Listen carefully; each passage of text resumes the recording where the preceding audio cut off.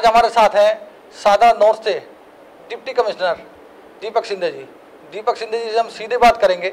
Sir बताएं कि अभी आपने रोड पे अतिक्रमण कहाँ के हटाए हैं? रोड पे अतिक्रमण हटाने का प्रोग्राम जो सुप्रीम कोर्ट ने एसटीएफ बनाई है, स्पेशल टास्क फोर्स, उसके अंडर पूरे जोन में चल रहा है। अभी तक जो 3 मेन रोड हैं हमारी, शास्त्री पार्क से लेकर खजूरी पुस्ता, उसके बाद जीटी रोड, एंड थर्ड हमारा जो 66 फुटा रोड है सीलमपुर से लेके अप्सरा बॉर्डर वाला। तो ये 3 रोड पे पहले वीक में किए गए थे, जहाँ पे टेम्पररी इंक्रोचमेंट भी हटाई, गाड़ी भी हटाई, और परमानेंट जो थड़े वगैरह बना के रखे हुए थे उसको भी डिमोलिशन किया गया था काफ़ी संख्या में। उसके बाद कुछ रोड्स हैं जैसे बाबरपुर रोड पे भी जो परमानेंट एंड टेम्पररी इंक्रोचमेंट के खिलाफ मुहिम की गई। इस वीक में हमने 2-3 रोड को स्पेशली किया है। एक तो भजनपुरा मार्केट वाली जो रोड है जिसके ऊपर काफ़ी परमानेंट एंड टेम्पररी इंक्रोचमेंट थे, वहाँ पे हटाए गए हैं। एंड मंडोली और मोतीराम रोड पे भी कल से ऑपरेशन उनका चल रहा है 2-3 दिन से। तो ये वीकली हमारा प्रोग्राम है और हर वीक में करते रहेंगे। और जहाँ पे भी हटाएं वहाँ पे ये भी चेक किया जा रहा है बार बार कि वहाँ पे अगर दोबारा से लग गया है तो उसमें भी हम दोबारा से उसमें एक्शन करेंगे। वो तो ये वीकली और मंथली बेसिस पे हमारा प्रोग्राम लगेगा। इसमें ये भी प्रावधान दिए गए हैं कि जहाँ पे भी ये पाया जाता है कि कुछ दुकानदार इंक्रोचमेंट करते हैं जानबूझ के या करवाते हैं, उनकी सहमति से आगे उनके दुकान के सामने इंक्रोचमेंट होती है, तो उस केस में दुकानदार का चालान भी किया जाएगा। एनजीटी का हेवी चालान 50,000 से लेके 1 लाख तक का जुर्माना उसमें लगाया जाएगा। एंड उसके बावजूद अगर वो नहीं करते हैं, उसके बाद भी अगर ये पाया जाता है वायलेशन, तो उसमें उसके खिलाफ लाइसेंस कैंसिल करके जो भी आवश्यक कार्रवाई है इंक्लूडिंग सीलिंग की कार्रवाई वो भी हम करेंगे। बट उसके पहले हमने मार्केट एसोसिएशन के साथ भी काफ़ी जगहों पे टाई अप किया हुआ है, उनको भी हमने ये चीज़ें बताई हैं सो दैट अगर वो पहले ही अपने लेवल पे ये चीज़ें करेक्ट कर लें।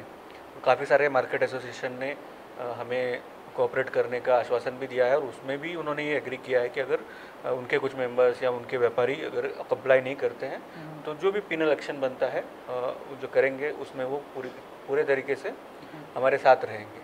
तो ये एक्शन लगातार चलता रहेगा और ये वीकली बेसिस पे हमारे यहाँ मॉनिटरिंग होती है, फिर एसटीएफ के यहाँ पे भी मॉनिटरिंग होती है और डेली हम इसकी रिपोर्टिंग करते रहते हैं।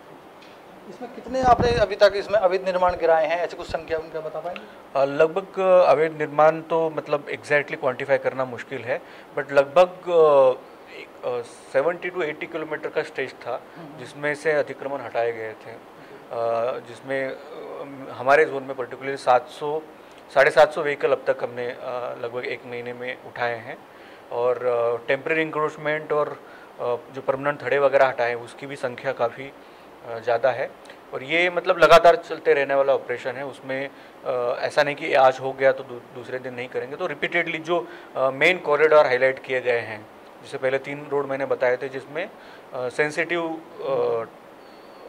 आइडेंटिफाई किया गया ट्रैफिक वाइज और बाकी पॉइंट ऑफ व्यू से, तो उसमें हमने मेनली एक्शन किया है। बट अभी तक तो जो एक्शन था वो बेसिकली हटाने का था, बट इसके बाद जो एक्शन हम करेंगे इसमें ये भी इंश्योर किया जाएगा कि हटाने के साथ साथ जिन्होंने किया था उनके खिलाफ भी बहुत फाइन भी किया जाएगा और बाकी प्रशासनात्मक कार्रवाई भी जो होगी वो भी सख्त तरीके से कराई जाएगी। जब आप अतिक्रमण हटाने जाते हैं, अवैध निर्माण गिराने जाते हैं, कितनी दिक्कतों का सामना करना पड़ता है आपको? नहीं, एंक्रोचमेंट में तो मैं स्पेसिफिकली कहना चाहूँगा कि पहले शुरू में काफ़ी दिक्कतें आती हैं और अभी भी रिपोर्ट्स आती रहती हैं कई बार कि पर्टिकुलर एसोसिएशन या पर्टिकुलर एरिया में जाने के बाद लोग कोऑपरेट नहीं करते हैं या अपोज करते हैं उसको।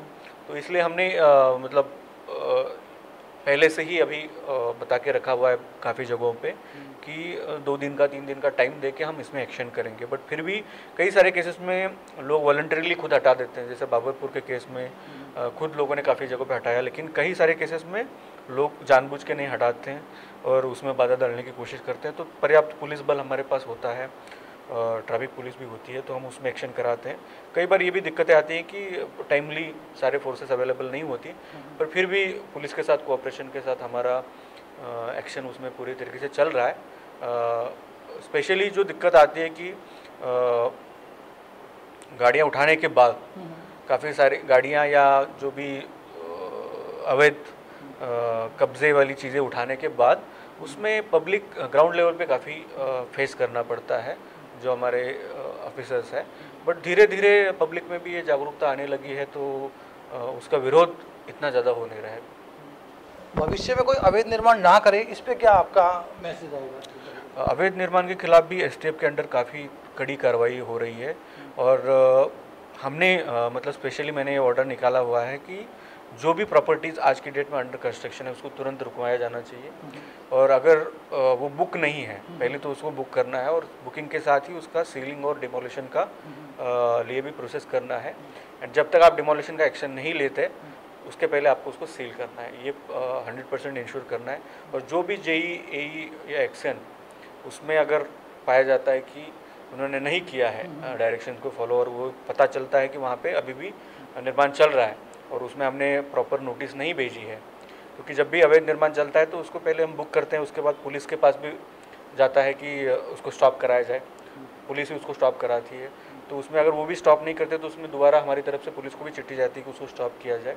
अगर हमारे ऑफिसर की तरफ से कार्रवाई नहीं होती तो उनके ऊपर हम ज़रूर एक्शन करेंगे। मैंने अभी तक 3 जेई को हमारे यहाँ पे सस्पेंड किया गया है, एईज़ को भी शोकॉज नोटिस दिए गए हैं। एंड रिसेंटली हमने एक स्पेशल टीम बनाई है under supervision of superintendent engineer, जो डेली एक वार्ड में जाके पूरे वार्ड का मुआयना करेगी और ये चेक करेगी कि कितने अवैध निर्माण अभी चल रहे हैं, उसमें से कितने बुक है और कितने नॉन बुक है, उसको बुक कराएंगे और उसके ऊपर तुरंत एक्शन कराएंगे। एंड अगर ये एक्शन नहीं होती है तो कंसर्न ऑफिसर को जिम्मेदार ठहराते हुए उसके खिलाफ जो भी आवश्यक कार्रवाई as per STF rules and हमारे एमसीडी के भी जो रूल्स है उसके रूल में कार्रवाई करेंगे, किसी को भी बख्शा नहीं जाएगा। दूसरा सर, थोड़ा इलाके में कई जगह क्षेत्र में देखने को मिल रहा है इलीगल गन्ने की जूस की दुकान, मीट की दुकानें, इस पे क्या कार्रवाई हुई है अभी तक? गन्ने की जूस की और दुकानों के ऊपर तो हेल्थ डिपार्टमेंट कार्रवाई करता है। हेल्थ डिपार्टमेंट अभी तक इशू ये था कि हम जॉइंटली एक्शन करते थे, जहाँ पे भी इंक्रोचमेंट रिमूवल का एक्शन होता था उसी के साथ पीएचआई चले जाते थे, क्योंकि उनको भी पुलिस बुक करनी पड़ती है या बाकी की ट्रक्स वगैरह बाकी का अरेंजमेंट करना पड़ता है, इसलिए इनको जॉइंट एक्शन प्रोग्राम करा रहे थे।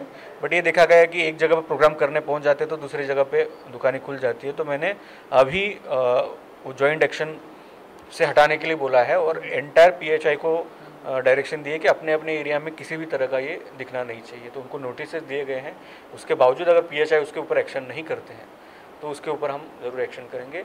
हाल ही में लेकिन काफ़ी सारे जहाँ जहाँ भी एसटीएफ का प्रोग्राम हुआ है वहाँ पे एटलीस्ट काफ़ी सारे इस तरह की जो चीज़ें हैं उसको सीज़ करके हमने अपने गोडाउन में भी जमा करके रखा हुआ है।